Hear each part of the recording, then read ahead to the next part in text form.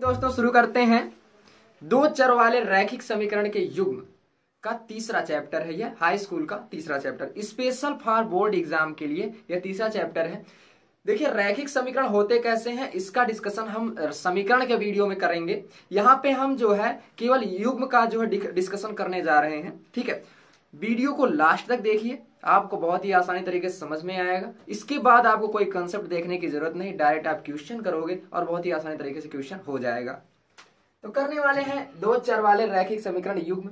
रैखिक समीकरण दिखते कैसे हैं? रैखिक समीकरण होते हैं, मान लो कि ऐसे होते हैं ax plus by plus c is equal to 0।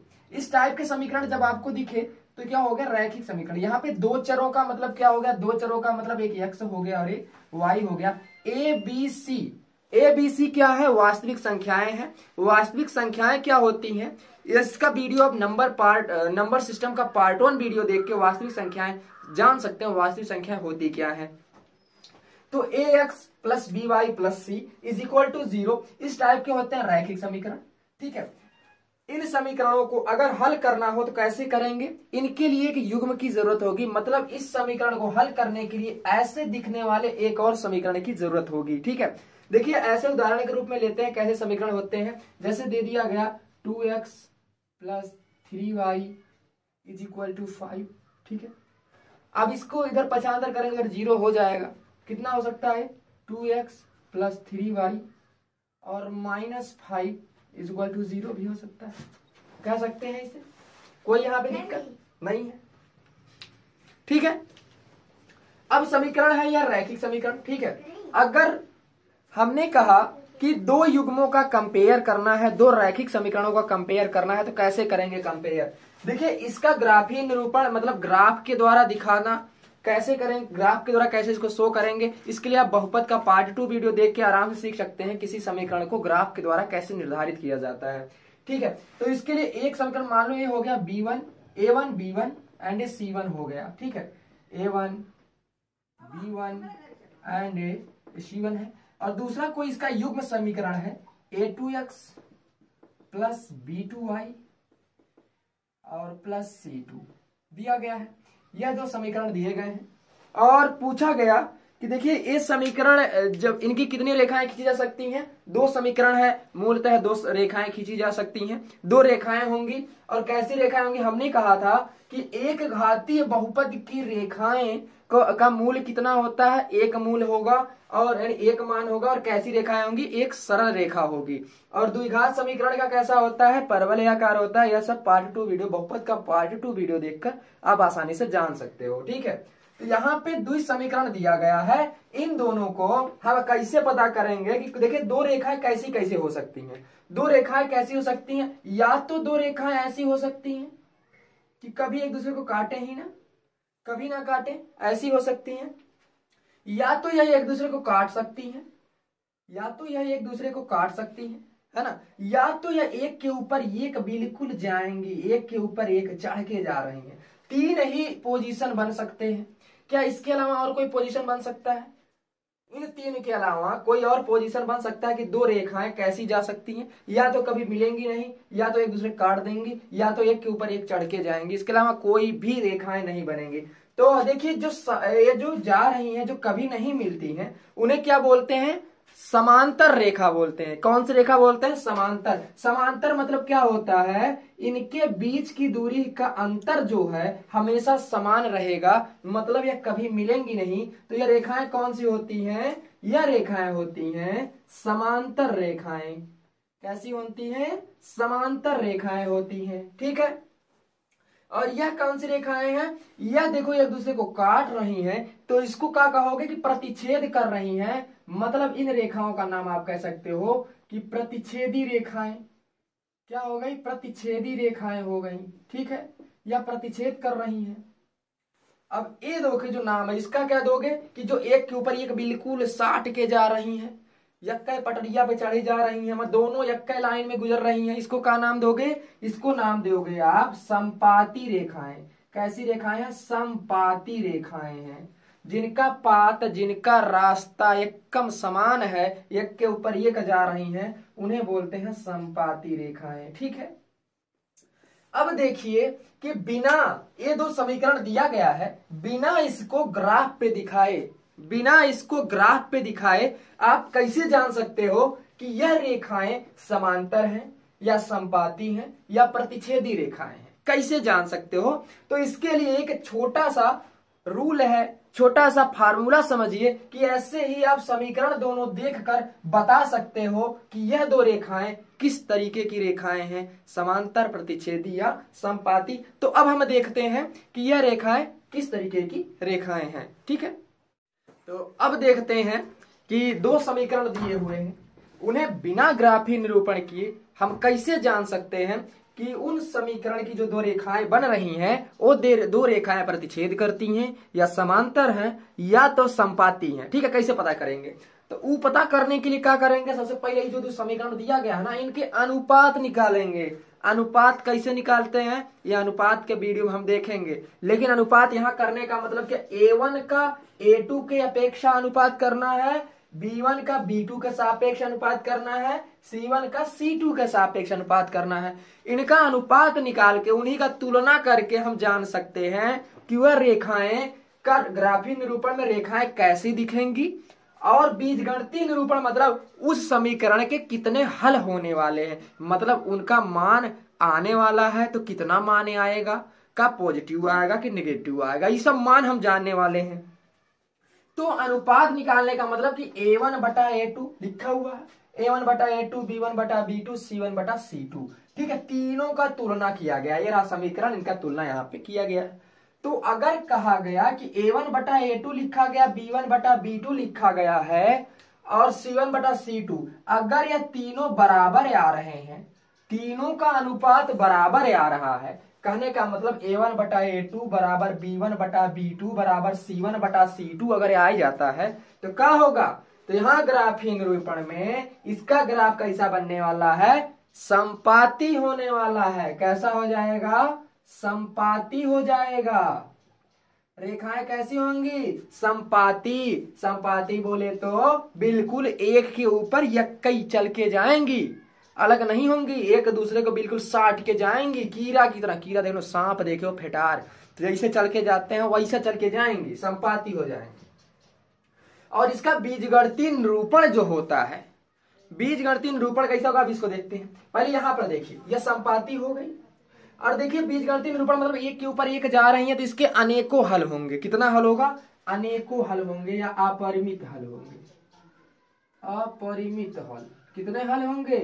अपरिमित हल होंगे, मतलब बहुत माने आ जाएंगे, जितना निकाल पाओ अनंत माने आएंगे। अपरिमित रूप से अनेक हल होंगे, अपरिमित हल होंगे, अनेक हल होंगे, बहुत मान आएंगे। ठीक है।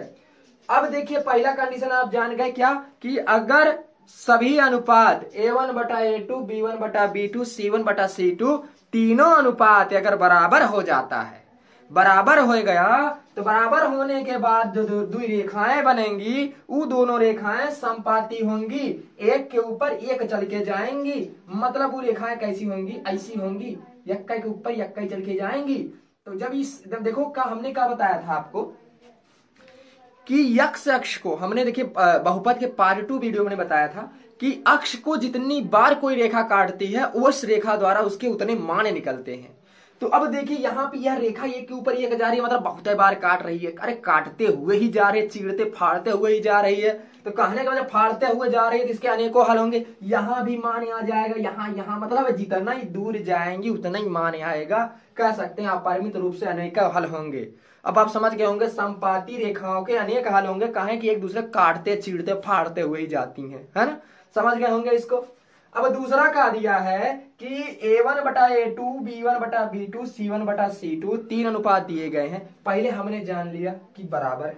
अगर यह बराबर दिया हो, A1 बटा A2, B1 बटा B2 बराबर दिया हो, लेकिन C1 बटा C2 बराबर ना हो, यानी A1 बटा A2, B1 बटा B2 बराबर है लेकिन C1 बटा C2 बराबर नहीं है, तो कैसी रेखाएं होंगी? तो भैया यहाँ पे समांतर रेखाएं होंगी। कैसी रेखाएं होंगी? समांतर रेखाएं होंगी बिल्कुल कभी टच नहीं करेंगी, आजीवन तक टच नहीं करेंगी। अब आप बता सकते हो कि इसके कितने मान होंगे। हमने अभी क्या सीखा है कि जो रेखाएं जितनी बार काटेंगी, जो रेखाएं जितनी बार काटेंगी उसके उतने हल होंगे, उतने मान आएंगे। तो अगर रेखाएं समांतर होती हैं तो ये रेखा कब्बो काटेगी, कब्बो नहीं काटेगी। कौनो क्वेश्चन नहीं हो रहा कि यहाँ कौनो काटेगी, कौनो जब नहीं काट रही है तो क्या कौनो मान होंगे, कौनो मान नहीं होंगे। तो हम क्या कह सकते हैं कि इसके कभी हल नहीं होंगे, कि क्या कहेंगे, कोई हल नहीं होगा, कोई हल नहीं होगा, मतलब कोई मान नहीं है, कोई हल नहीं है, मतलब निल, कोई हल नहीं होगा। बात समझ गए। अगर रेखा समांतर है, और रेखा समांतर कब होगी, जब इसका अनुपात और इसका अनुपात तो बराबर है, इसका दोनों का a1 बटा a2 b1 बटा b2 का अनुपात तो बराबर है, लेकिन c1 बटा c2 से अनुपात बराबर नहीं है। तो हम कह सकते हैं कि उस समीकरण में जो उसके मान आएंगे उसका कोई हल नहीं होगा, और रेखाएं कैसी होंगी, समांतर होंगी। देखिए, अगर यदि आप रेखाएं देख लिए ना, रेखाएं निकालना जान लिए, तो यह भी जान जाएंगे कि समीकरण के मान कितने आएंगे। हमने यही बताया अभी आपको, अब जान सकते हैं। तीसरी है, अब देखिए यहाँ पे यह बराबर था, अगर हम कह दें कि बराबर ना रहे, ई बराबर ना रहे, चाहे ई बराबर रहे या ना रहे, कौनो बात फर्क नहीं पड़ता। अगर a1 बटा a2 b1 बटा b2 ही बराबर नहीं है तो आप इसको मिटा भी सकते हैं, कोई बात नहीं, चाहे बराबर है चाहे नहीं बात बराबर है, कौनो लेना देना नहीं है। अगर जो है a1 बटा a2 और b1 बटा b2 बराबर नहीं है, ये दोनों बराबर नहीं है, तो इसके मान क्या होंगे, तो ये रेखाएं जो होंगी प्रतिच्छेद करेंगी। कैसी रेखाएं होंगी, प्रतिच्छेदी रेखाएं होंगी, प्रतिच्छेद करेंगी। प्रतिच्छेदी रेखाएं कैसी होती हैं, अभी हमने आपको बताया कि ये रेखाएं ऐसी होती हैं। अब मुझे बताओ, ये रेखाएं ऐसी होती है तो इसके मान कितने होंगे। देखिए, यक्कई बार काट रही है, कितने बार काट रही है, यक्कई बार काट रही है, तो कितने मान होंगे, यक्कई मान होगा। कितने मान होंगे, इसका केवल एक हल होगा, केवल एक हल होगा, एक हल होगा, मतलब कि अद्वितीय इसको बोलते हैं, एकदम पूरा डिफिनिट, निश्चित मान होगा। इसको आप बोल सकते हो अद्वितीय मान होगा। कैसा मान होगा, अद्वितीय मान होगा। कोई दिक्कत यहाँ पे। अब आप इस समीकरण को बिल्कुल समझ गए होंगे कि किसी द्वि समीकरण को देख के, द्वि रैखिक समीकरण देख के आप कैसे बता सकते हो कि उस समीकरण की जो दो रेखाएं बनने वाली ग्राफ पे कैसी होंगी, और उन दो रेखाओं को देख के आप बता सकते हो कि उन समीकरण के कोई मान निकलेंगे या नहीं निकलेंगे। तो पहले हमने क्या कहा कि अगर तीन अनुपात देखे हैं, a1 बटा a2 b1 बटा b2 c1 बटा c2 से आपने अनुपात देखा है। अगर तीनों अनुपात बराबर होते हैं, अगर तीनों अनुपात बराबर होते हैं तो क्या होगा, तीनों अनुपात अगर बराबर होंगे तो रेखाएं कैसी होंगी, रेखाएं होंगी बिल्कुल संपाती रेखाएं, मतलब एक के ऊपर एक चल के जाएंगी, संपाती। और कितनी बार, अनंत बार काट रही हैं, तो उसके मान कितने होंगे, अनेकों मान होंगे, अपरिमित रूप से अनेकों हल होंगे, है ना। और दूसरा क्या है कि अगर a1 बटा a2 b1 बटा b2 के बराबर है, दो अनुपात बराबर है, लेकिन c1 बटा c2 के बराबर नहीं है, तो उसके कितने मान होंगे, उसके जो है कितने मान, एक को मान नहीं होंगे। काहे कि रेखाएं कभी मिलेंगी नहीं, काटेंगी नहीं और समांतर रहेंगी, तो उसके एक को मान नहीं होंगे, कोई हल नहीं होगा, ठीक है। और तीसरा था कि यदि a1 बटा a2 b1 बटा b2 एक दूसरे के बराबर नहीं है, चाहे c1 बटा c2 के बराबर हो चाहे ना हो, कोई मतलब नहीं। अगर यह बराबर नहीं है तो रेखाएं जो प्रतिच्छेदी होंगी एक दूसरे को ऐसे काटेंगी और यक्कई बार काटेंगी, इसलिए उसका यक्कई मान होगा, और वो कैसा होगा, अद्वितीय मान होगा, मतलब निश्चित मान होगा, ठीक है। तो आशा करते हैं कि यह जो समीकरण है, यह समीकरण के द्वारा, मतलब यह जो नियम है इसका आप स्क्रीनशॉट ले सकते हैं। इसके द्वारा आप सीख सकते हैं कि कोई दो समीकरण दिया हो और उन दो समीकरण को देख के हम कैसे पता चल सकता है कि रैखिक समीकरण कितने हल होने वाले हैं और ग्राफीय निरूपण में उनका आकृति किस तरीके का होने वाला है, ठीक। अब एक उदाहरण लेके समझते हैं कि एक समीकरण दिया गया है और आपसे पूछ लिया जाए कि इस समीकरण का ग्राफीय निरूपण करिए, या तो इस समीकरण के कितने हल होंगे, या इन समीकरण के बनने वाली जो ग्राफीय निरूपण में रेखाएं हैं कैसी होंगी, ठीक है। तो अब देखते हैं, पहले ही हम जान सकते हैं इसको अगर बिना ग्राफ के निरूपित किए, अभी जो हमने सीखा है उससे कैसे जान सकते हैं कि देखिए यह a1 यहाँ पे 1 है, a1 यहाँ पे कितना है 1 है, a2 कितना है 2 है, B1 कितना है 3 है, B2 कितना है -3 है, C1 6 है, C2 12 है। तो हमने कहा कि इनका अनुपात निकाल लो। इनका अनुपात A1 बटा A2 मतलब 1/2, B1 बटा B2, B1 कितना है 3 है, B2 कितना है -3 है बटा -3, ठीक है। 6 कितना है, यहाँ C1 6 है, C2 कितना है 12 है। आपने ऐसा किया ना, यह कितना हो गया 3 एकम 3 मतलब 1/2 ये हो गया, 3 एकम 3 मतलब 1 और ये ऊपर गया -1/1 मतलब -1 हुआ। और 6 एकम 6 6 दूना 12, 6 एकम 6 6 दूना 12, ठीक है। यहाँ पे दिया हुआ है, मतलब कहने का क्या हो गया, यहाँ पे समीकरण दिया हुआ है ऐसे। तो आप क्या बता सकते हैं कि 1/2 -1 के बराबर है कि नहीं, नहीं है, बराबर है नहीं है। तो हम कह सकते हैं यह बराबर नहीं है, यह इसके बराबर है, जैसे कोई लेना देना नहीं। हमने क्या कहा था कि जब A1 बटा A2 B1 बटा B2 बराबर है या नहीं है तो हमें इससे कुछ लेना देना नहीं, समीकरण से हमें कुछ लेना देना नहीं है, ठीक है। तो जब बराबर नहीं होता है तो कैसा समीकरण बनेगा, कैसा ग्राफीय निरूपण होगा, जब बराबर नहीं होता है A1 बटा A2 B1 बटा B2 के, तो क्या करेगा, दोनों रेखाएं प्रतिच्छेद करेंगी, प्रतिच्छेदी रेखाएं होंगी और उनके कितने मान होंगे, केवल एक ही मान आने वाला, क्या एक बार काटेंगी। तो ये रेखाएं कैसी होंगी, प्रतिच्छेदी रेखाएं होंगी। कैसी रेखाएं होंगी, प्रतिच्छेदी रेखाएं होंगी। प्रतिच्छेदी कितने मान होंगे, एक मान होंगे, एक मान या एक हल, ठीक है। अब इसी को हम यहाँ ग्राफ पे निरूपित करके जांच करेंगे, क्या ये दोनों रेखाएं प्रतिच्छेदी होती हैं, क्या ये दोनों एक दूसरे काटेंगी, तो यही देखने जा रहे हैं। तो इसके लिए हम क्या करेंगे, ग्राफीय निरूपण करेंगे। कैसे करेंगे, डब्बा बना के, जैसा कि आप बहुपद में पार्ट 2 वीडियो में देखे होंगे कैसे निरूपित करते हैं, उसको आप देखेंगे तो उसके बाद अगर इसको देखेंगे आपको बहुत ही अच्छे तरीके से समझ में आएगा कैसे किया जा रहा है, ठीक है। तो अब देखते हैं कैसे करेंगे। तो हमने कहा कि 2 डब्बा बना लेना है, हमने कहा कि 2 डब्बा बना लेना है, आपने बनाया 2 डब्बा। देखिए जितने समीकरण उतने डब्बे, जितने समीकरण उतने डब्बे, आपने 2 डब्बा बना लिया, इसमें से खाना बना लिया, एक और पार दिए, यही करना था, आपने कर दिया। यहाँ पे आपने x लिख लिया, यहाँ पे y लिख लिया, यहाँ पे x लिख लिया, यहाँ पे y लिख लिया। यह मान लो इस समीकरण के लिए है और यह मान लो इस समीकरण के लिए है, ठीक है। अब आपने क्या किया कि x का मान कुछ ले लिया। चलो इसमें हम सबसे पहले क्या करेंगे, एक बात यूनिक है, इसको आप जान लो कि ऐसे समीकरण में हमेशा आप क्या करने वाले हो, ऐसे समीकरण में हमें x या y का मान एक एक बार 0 मानोगे। तो हमने यहाँ पे x का मान 0 ले लिया। जब x का मान यहाँ पे 0 हो गया, यही है ना, x का मान 0 हो गया तो 3y बराबर 6, 3y बराबर 6, तो y बराबर क्या हो गया 3 इधर जाएगा, मतलब यहाँ पे कह सकते हैं y बराबर 6/3, 3 दूना 6, तो y का मान आ गया 2। y का मान कितना आ गया, 2 आ गया। फिर अब क्या कहते हैं कि हमने कहा फिर दोबारा y का मान 0 मान लो, y का मान आपने 0 मान लिया, 0 मान लिया। अब y का मान जब 0 यहाँ पे रखे हो तो x का मान कितना आ गया, x का मान 6 आ गया, कोई दिक्कत, x का मान 6 आ गया यहाँ पे। अब यही सेम प्रोसेस यहाँ इसमें करना है। देखिए कैसे 6 आया, इसका आप हल करोगे, देखो यहाँ पे x का मान हमने y का मान 0 माना था, ऐसे था x धन और 0 से जो टकराता है चूर चूर हो जाता है, मतलब 3 का गुणा अगर 0 में करोगे 0 ही होगा। और यहाँ पे x बराबर 6, 0 कोई वैल्यू नहीं थी, x बराबर कितना आ गया 6 आ गया, x बराबर कितना आ गया 6 आ गया, इसलिए यहाँ पे 6 हो गया, ठीक है। अब x और y दिया गया है, इस समीकरण में देखेंगे। हमने कहा कि एक बार x का मान 0 ले लो, तो x का मान आपने 0 ले लिया हमारे कहने पे। तो अब -3y बराबर 12 है, तो माइनस उधर जाएगा तो y बराबर कितना हो जाएगा, -12/3। यहाँ 3 गुणा कर रहा था, उधर जाके भाग देने लगा, तो 3 एकम 3 और 3 चौका 12, -4 आ गया ना, -4। तो हम कह सकते हैं y का मान आ गया -4, y का मान कितना आ गया, -4 आ गया। अब हम इसको अगर मिटा देंगे, इसको मिटाने के बाद एक और अब देखते हैं क्या करना है यहाँ पे। फिर हमने कहा कि अब x का मान 0 माने थे, अब y का मान 0 0 ले लो, आपने भी y का मान 0 ले लिया।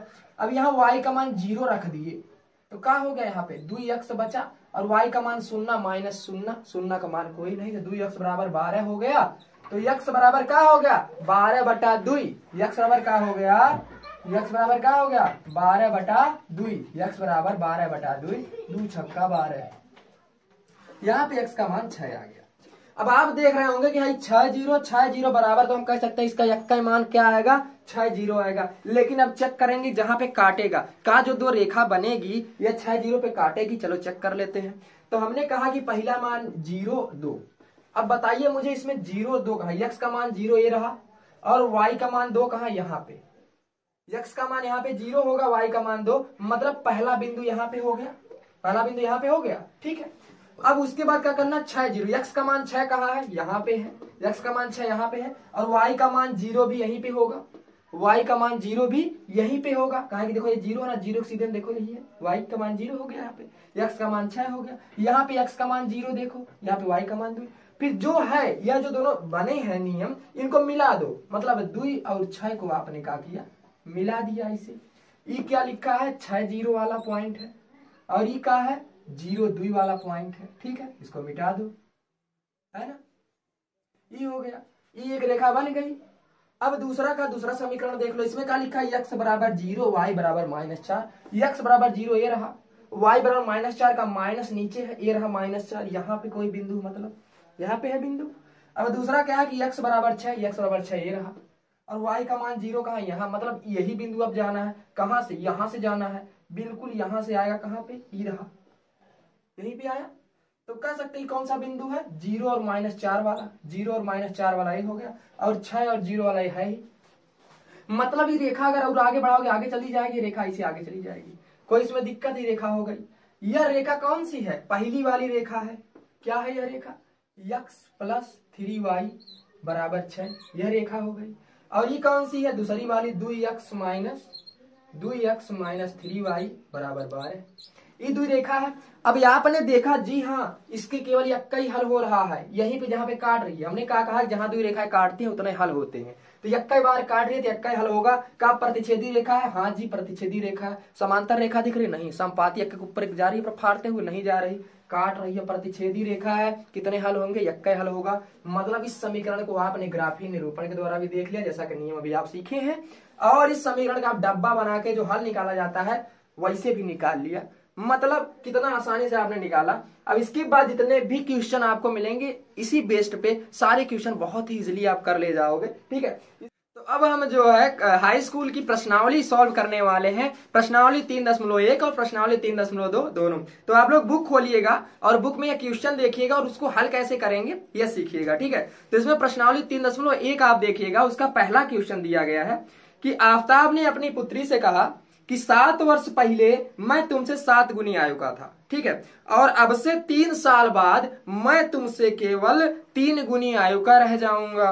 ठीक है, क्या कहा, देखो अब हम क्या कहेंगे, हमने कहा कि द्विचर रैखिक समीकरण को हल कैसे करते हैं, 2 लोग रहेंगे, पहले में मान लो कि आफ्ताब है और उनकी पुत्री है, तो आपने क्या कहा कि आफ्ताब, मान लिया, ऐसे लिखोगे आप कि माना आफ्ताब जी का उम्र कितना है, हमारी जो आफ्ताब भैया हैं इनके उम्र जो मान लिया आपने यक्स मान लिया, आफ्ताब जी का उम्र कितना है, यक्स वर्ष। ठीक है, आफ्ताब जी कितने वर्ष के हैं, यक्स वर्ष के हैं, और इनकी बिटिया जो रानी है, पुत्री इनकी कितनी है, इनकी पुत्री को आपने कह दिया कि वाई वर्ष की होंगी, आपने इसे मान लिया बिना कुछ सोचे, एक यक्स साल के हो गए, एक वाई साल के हो गए। अब क्या कह रहे हैं कि 7 वर्ष पहले, पहला कंडीशन देखो, पहला कंडीशन, पहली स्थिति क्या है कि 7 वर्ष पहले, कितने वर्ष पहले, 7 वर्ष पहले। अरे अगर आपका हैप्पी बर्थडे आज हुआ, 15 साल के हो गए, 7 वर्ष पहले का मतलब 15 में 7 घटा ही दोगे ना, तो वही करना है कि 7 वर्ष पहले जी आफ्ताब जी कितना साल के रहेंगे, तो 7 वर्ष पहले जो है आफ्ताब जी की उम्र हो जाएगी, यक्स में से 7 घटा दोगे, इतना ही हो जाएगी। और पुत्री जी की उम्र कितनी हो जाएगी, पुत्री जी भी भाई घट ही जाएंगी, बढ़ेंगी तो है नहीं, तो ये भी 7 में से वाई में 7 घट गई, ये आफ्ताब जी रह गई, पुत्री जी रह गई। तो आफ्ताब जी क्या बोले कि बिटिया 7 वर्ष पहले मैं तुमसे 7 गुनी आयु का था, मैं तुमसे 7 गुनी आयु का था, मतलब आफ्ताब जी जो है इनसे 7 गुनी आयु के थे। आफ्ताब जी इनसे 7 गुनी आयु का मतलब क्या है कि जो इनकी उमरिया है यक्स - 7, यह कितनी है, इस उम्र के 7 गुनी है, मतलब 7 गुना है किस उम्र के, y - 7 उम्र के 7 गुना है। इस बात को आप समझ गए होंगे, यहाँ पे कोई दिक्कत कि इनकी उम्र की 7 गुनी, इसको अगर आप हल करोगे तो कितना आएगा कि यक्स - 7 इज इक्वल टू 7 का मल्टीप्लाई 7y अब माइनस 7×49, 7×49, ठीक है। तो x y इधर आ गया, जो भी चर वाले इसको इधर करेंगे, x minus 7y is equal to है माइनस 7 उधर जाके क्या हो जाएगा +7, और ये -49 है, -49 में से 7 घटेगा तो कितना बचेगा, 49 में 7 घटेगा तो -42 बचेगा। कितना बचेगा -42। ये हो गया आपका पहला समीकरण, पहला समीकरण हो गया। आप लिख सकते हो कि हमारा पहला समीकरण कि आफ्ताब जी की जो बताए हैं अपने बिटिया से कि ऐसा ऐसा कंडीशन 7 वर्ष पहले का, तो 7 वर्ष पहले की समीकरण आपने क्रिएट किया। देखिए एकदम रैखिक समीकरण बन गया है, ऐसा बनाना है। अब दूसरी कंडीशन दे रहे हैं, सेकंड स्थिति का दे रहे हैं, सेकंड स्थिति बोले हैं, कह रहे हैं सेकंड स्थिति कि कहे हैं कि 3 वर्ष बाद, देखिए सेकंड स्थिति बोले कहा कि 3 वर्ष बाद, अब से जो 3 वर्ष बाद, देखिए अब से 3 वर्ष बाद मतलब ये आज इतना साल के, 3 वर्ष बाद आफ्ताब जी कितने साल के रहेंगे, 3 वर्ष बाद आफ्ताब जी कितने हो जाएंगे, 3 वर्ष बाद मतलब 3 जोड़ दो। आज अगर आप 15 साल के, 3 साल बाद 18 साल के हो जाओगे, पूरा वैलिड हो जाओगे। तो आफ्ताब जी 3 वर्ष साल हो गए, और उनकी पुत्री भी भाई बढ़ेंगी घटेंगी तो है नहीं, है ना, उनके लिए भी वही सेम है काम हो रहा है, तो ये भी बढ़ गई 3 वर्ष। अब उन्होंने फिर शर्त बता दिया, खेल रहे हैं अपने बिटिया के साथ में, उन्होंने बता दिया कि 3 वर्ष बाद तुमसे केवल 3 गुनी आयु की रह जाऊंगा, मैं तुमसे केवल 3 गुनी आयु का रह जाऊंगा, मतलब ई जौन है इस आयु के 3 गुना ही रह जाएंगे। कहने का मतलब क्या बोले कि हम जो है आफ्ताब जी बोले हम जो है तुम्हारे आयु के 3 गुने रहेंगे, तुम्हारे आयु के कितने गुने रहेंगे, 3 गुने रहेंगे। बात को समझ गए, इनकी आयु के 3 गुने रहेंगे ही, इस बात को समझे, कोई दिक्कत। अब इसको भी हल कर लो आप, x धन 3 बराबर, इसका मल्टीप्लाई किए 3y और धन 3 त्रिका 9। फिर इसको सेम वही हल करो, इसको इधर भेजो, उसको उधर चर वाले, तो ये धन में जाके क्या हो जाएगा, ऋण हो जाएगा, पक्षांतर पे चिन्ह बदल जाते हैं, बराबर है धन इधर जाकर क्या हो जाएगा ऋण, 9 में से 3 घटेगा तो 6 हो गया। ये दूसरा हो गया, दूसरा समीकरण क्या हो गया, दूसरा समीकरण। समझ गए आप, ये पहला समीकरण हो गया आई, और ये हो गया दूसरा समीकरण। सवाल क्या कह रहा है, किस स्थिति को बीजगणितीय ग्राफीय रूपों में व्यक्त कीजिए। देखिए ये हो गया बीजगणितीय रूप, बस इसको हल नहीं करना है, ये हो गया बीजगणितीय रूप। और इसको ग्राफीय रूप में कैसे व्यक्त किया जाता है, अभी जैसे हमने एक प्रीवियस क्वेश्चन पिछला किया, 2 डब्बा बनाओगे और एक बार x का मान 0 रखोगे, जो मान आएगा y का वो हो गया, एक बार y का मान 0 रखोगे, जो आगे x का मान हो गया। ऐसा दोनों समीकरण को आप करोगे और वही ग्राफ पे ले जाके निर्देशांक ज्ञान पे बिल्कुल निरूपित कर दोगे आसानी से, ठीक है। तो यहाँ पे हमने बताया कैसे समीकरण बनाते हैं, और इसके पहले हम सीख चुके हैं समीकरण को हल कैसे करते हैं ग्राफ के द्वारा, ठीक है। तो आशा करते हैं कि पहला क्वेश्चन 3.1 का आपको बहुत आसानी तरीके से समझ में आ चुका हो। अब देखते हैं प्रश्नावली 3.1 का दूसरा क्वेश्चन। दूसरे क्वेश्चन में क्या कर रहा है, क्रिकेट खेलेंगे। कह रहे हैं क्रिकेट टीम के एक कोच ने 3900 रुपया में 3 बल्ला और 6 गेंदे खरीदे। भाई बहुत महंगा बल्ला खरीदे हैं, बताओ 4000 करीब तक पहुंचा दिए बैट बॉल, और बाद में उसने एक और बल्ला और उसी प्रकार की 3 गेंद 1300 में खरीद लिया। तो कह रहे हैं इसको बीजगणितीय रूप में व्यक्त करो। क्या कहे हैं कि कोच साहब जो है 3 बल्ला, देखिए बल्ले और गेंद की कीमत को ही दिखाना है, ठीक है। तो आप क्या कहेंगे, बल्ला लिख दिए आप कि मान लिया, माना लिखो, मान लो लिखो, है ना, कहा आपने माना, क्या माना, माना बल्ला की प्राइस जो है इंग्लैंड से खरीदे भाई, तब इतना महंगा मिला है। मान लेना है तो हम लोग कहाँ 250, 200, 300 बल्ला खरीदने वाले, नहीं मिला तो बेटवा गाड़ी के खेलते हैं, है ना। तो क्या होगा, बल्ला जो है कितने खरीदे हैं, कितना, देखो बल्ला की प्राइस मान लिया x रुपया, मान लिया बल्ला की प्राइस x रुपया है, गेंद की प्राइस y रुपया है। देखिए तुरंत हमने कहा कि मान लो, जो 2 चीज दी हुई है उसको मान लो, बल्ला की प्राइस x रुपया, गेंद की प्राइस y रुपया। उसके बाद कह रहा है कि 3 बल्ला खरीदा गया, 6 गेंद। देखिए एक बल्ले कीमत इतना है तो 3 बल्ले कीमत कितना हो जाएगी, एक बल्ले कीमत x रुपया है तो 3 बल्ले कीमत कितना होगा, 3 से गुणा कर दोगे मतलब 3x हो जाएगा। समझ रहे हैं, एक बल्ले कीमत x रुपया दिया गया है, 3 बल्ला, अरे एक टाफी 5 रुपया की मिल रही है, 3 टाफी कितने मिलेगी, 5 तिया 15 रुपया की मिलेगी। इतना समझ सकते हो आप, है ना, इतना बताने की जरूरत नहीं। तो क्या कह रहे हैं कि एक बल्ला की कीमत x मान लिए आप, गेंद की कीमत y मान लिए, बिल्कुल बिना कुछ सोचे, ठीक है। तो फिर क्या करें, 3 बल्ला 6 गेना, 3 बल्ला कीमत, 3 ठे बल्ला खरीद रहे हैं मतलब 3x, और धन का खरीदे हैं, का खरीदे, गेना खरीदे, कितना गेना, 6 गेना, एक गेना y रुपया का, 6 गेना 6y, 6 से गुणा कर दिया, आपका हो गया 6y। इतना खरीदे और कै रुपया का मिला है इनको, ठग लिया है इनको, सोच रहा मूर्ख बना दिया इनको ठग के। कहा बोला कि 39 रुपया ला, और दे दिए कोच साहब भाई 39 रुपया दे दिए। कहा बोले 3 बल्ला 6 गेना खरीदे 39, और आपका पहला समीकरण भी बातों बातों में तैयार हो गया। ये हो गया पहला समीकरण, है ना, पहला समीकरण तैयार। इसमें कुछ भी हल करना नहीं, समीकरण ही तैयार करना है, ठीक है। हल करना हम इसके आगे सीखेंगे। अब फिर कह रहे हैं दूसरी बात, दूसरी शर्त दे दिए। यह बोले हैं कि उसने एक और बल्ला जितना खरीद के लाए, बोला अरे कम पड़ गया, वो खेली और अख्तरवा खेला जाता है। बोला अरे अख्तरवा के लिए बल्ला नहीं लिए, चलो चलो 3 बल्ला लिए, 4 लोग थे तो 1 बल्ला और ले लिए, ठीक है। फिर क्या बोले कि 1 बल्ला और लिए हैं, मतलब यक्का ही लिए है। यक्का बल्ला का कीमत 100 रुपया था, यक्का बल्ला लिए हैं। यहाँ पे लिख सकते हो आप दूसरी स्थिति या फर्स्ट स्थिति, कुछ भी लिखो, आप लिखोगे, लेकिन एग्जाम में आप डायरेक्ट लिखोगे कि पहली स्थिति, ऐसे लिखोगे आप, पहली स्थिति, ठीक है, पहली स्थिति ये है। अब यहाँ पे लिखोगे फिर दूसरी स्थिति, यह आप लिख लेना, है ना। यहाँ पे हम आपको केवल सॉल्व करने का मेथड बता रहे हैं।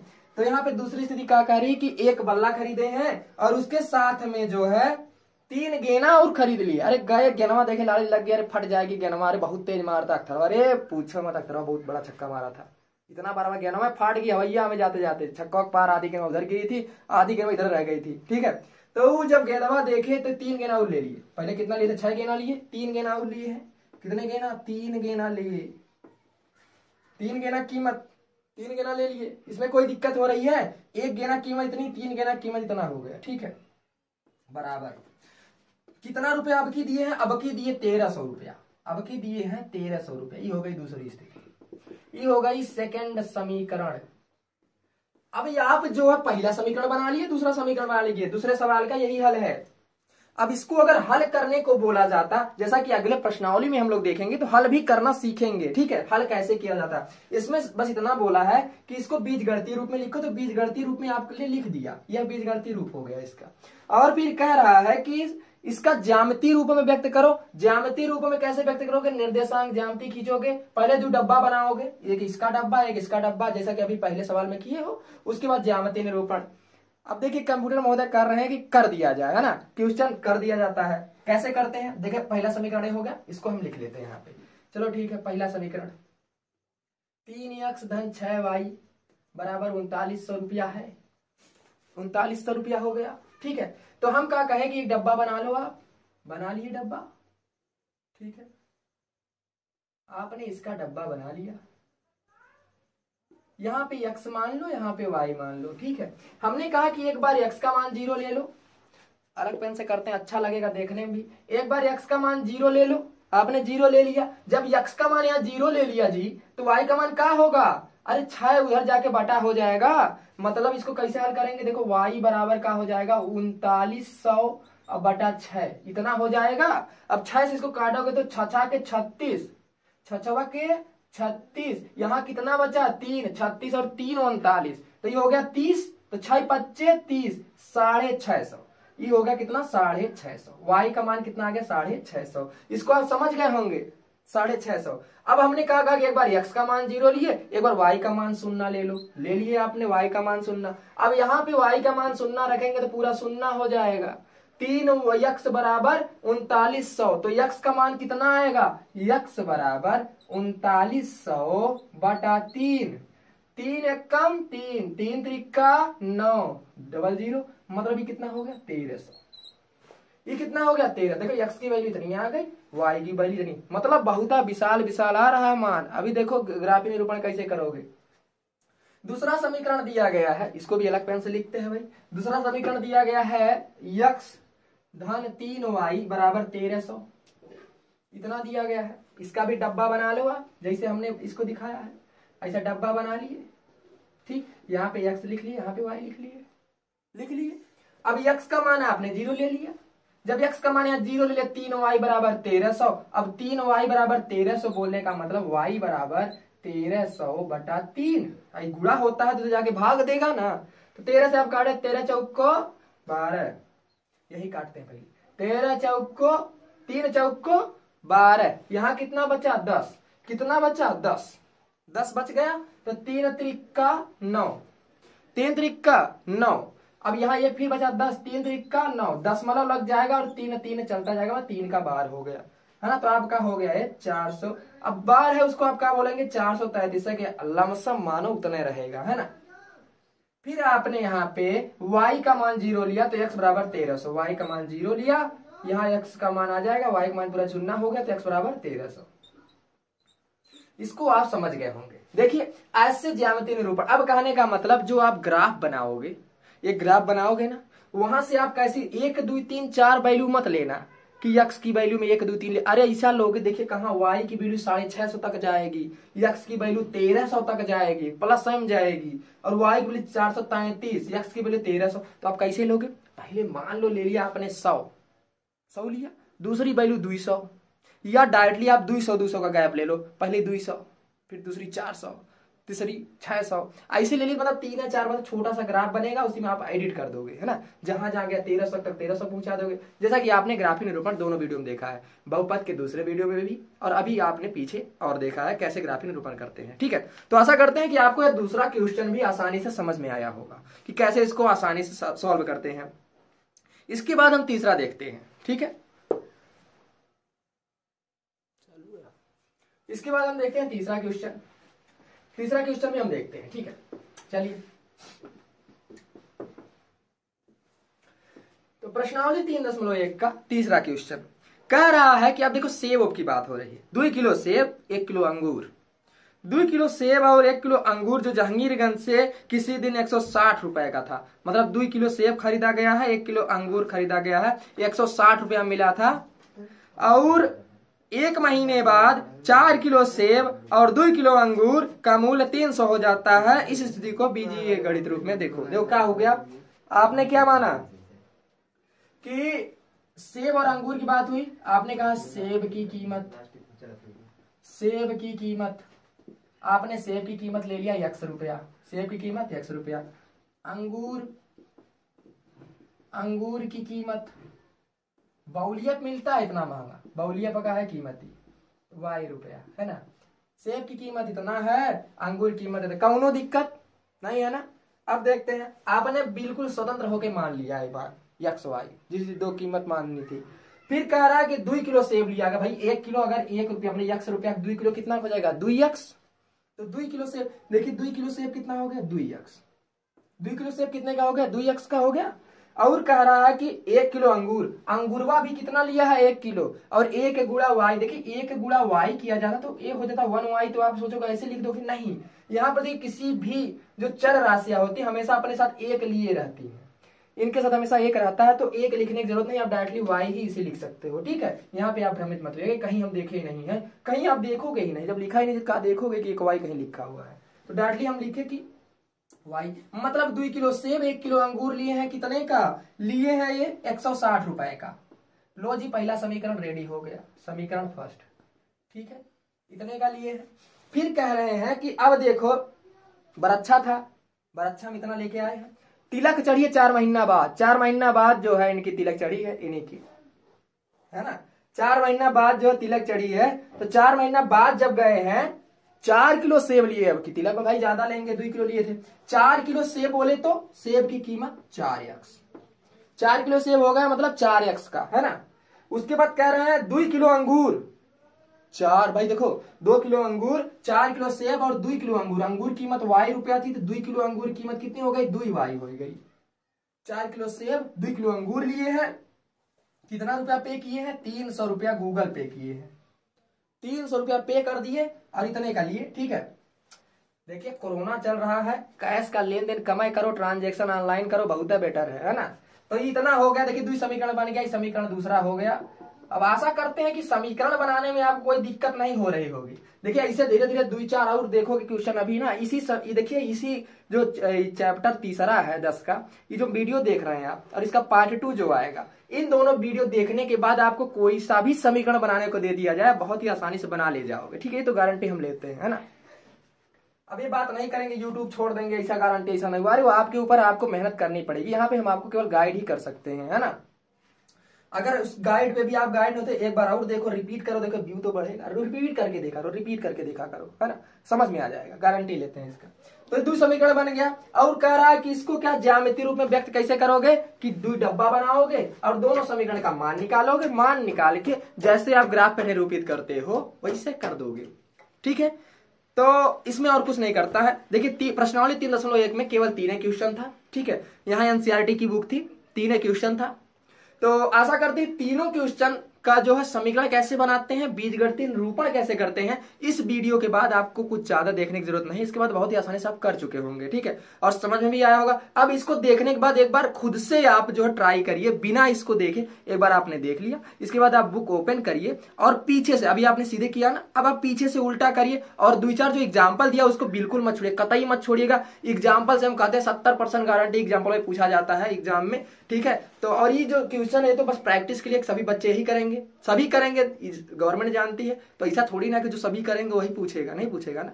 तो आप लोग चालाक बनो, उदाहरण करो, उदाहरण से पूरा गारंटी होती है, पूछा जाता है, ठीक है।